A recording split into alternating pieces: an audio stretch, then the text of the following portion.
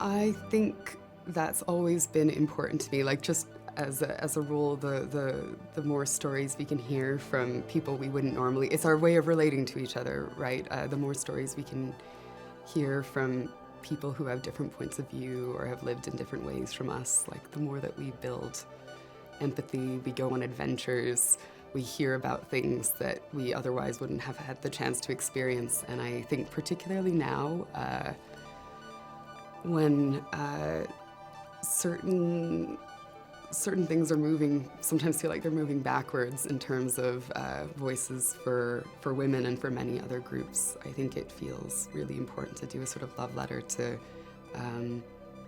how powerful stories can be from underestimated people or marginalized people. If I had to entertain someone for 100 days, that poor soul,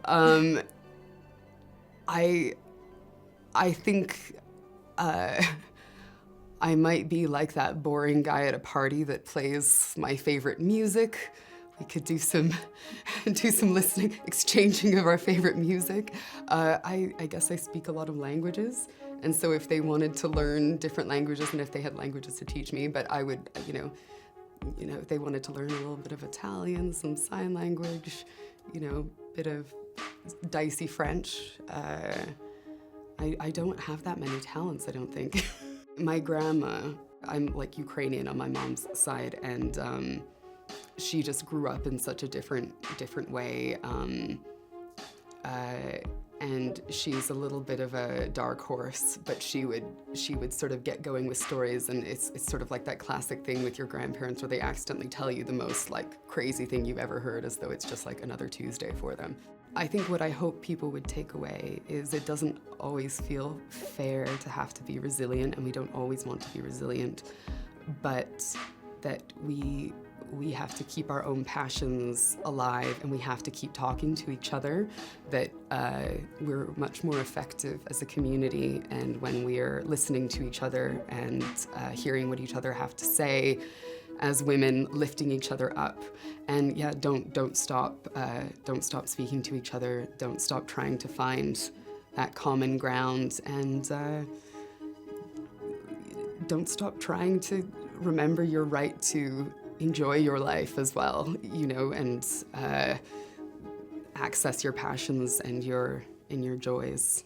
I absolutely loved working with this cast and crew, and so it's hard to pick one favorite memory from set, but I think I really enjoyed, I think because all the leads were together, I really enjoyed filming the breakfast scene where Cherry comes to breakfast and her husband is about to tell her that he's just gonna casually get out of here for 100 nights, and well, he doesn't say 100 nights, but he's just gonna leave her with Manfred. And it was so fun to see Emma and Maika and Nick and Amir playing off each other, when no one could really say what they were actually thinking, no one could say what they actually wanted, and everybody just had fun with it, and it was gorgeous to see it. It was one of those scenes that I had pictured for a really long time.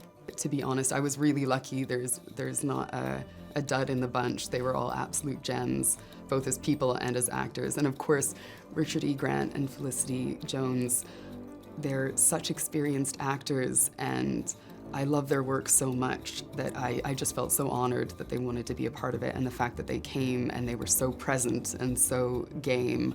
I absolutely, and I had the lovely opportunity of, Felicity, she doesn't appear on screen much, but she's the backbone of the entire film. She's the narrator, and it was such a joy once the film was done to go into the studio with her for that day and work together. And so that was a very different kind of working together.